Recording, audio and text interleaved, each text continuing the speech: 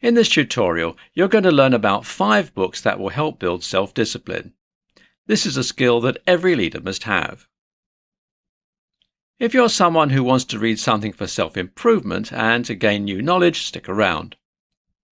Let's cut to the chase and list these 5 books starting with number 1, and this one has quite an amusing title. First we have Eat That Frog by Brian Tracy. This is perhaps one of the best books on beating procrastination and maximizing your productivity. So you're probably thinking, where did the author get the title for this book? Well, it comes from a quote by Mark Twain. He famously said, "If it's your job to eat a frog, it's best to do it first thing in the morning.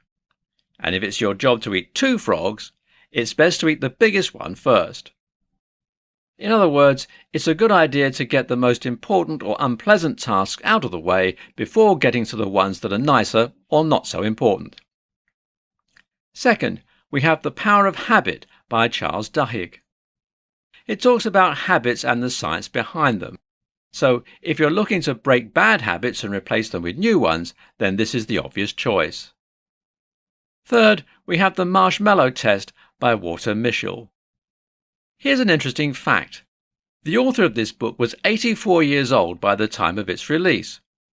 If anything, it's never too late to get started on something you desire to do, whether that's starting a business or setting and conquering a huge goal. Anyway, this book is based on a study that was done at Stanford University. It was a study on self-control and how people just look at a marshmallow and resist the temptation to eat it. This will give you a glimpse at how important self-control is. Fourth, we have The War of Art by Steven Pressfield.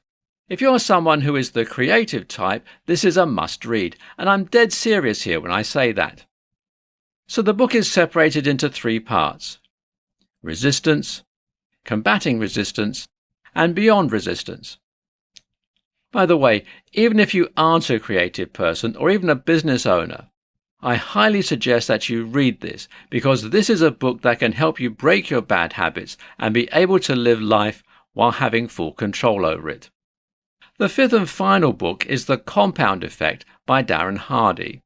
This will not only help you to make small decisions and acquire those small wins, it will also help you snowball that into even greater heights of success.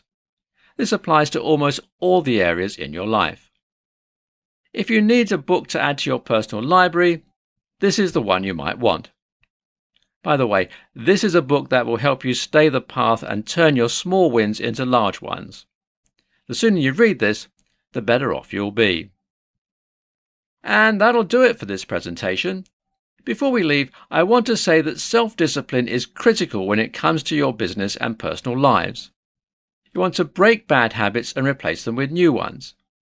You want to make sure that you do your part to build a level of self-discipline that will make it easier to say no.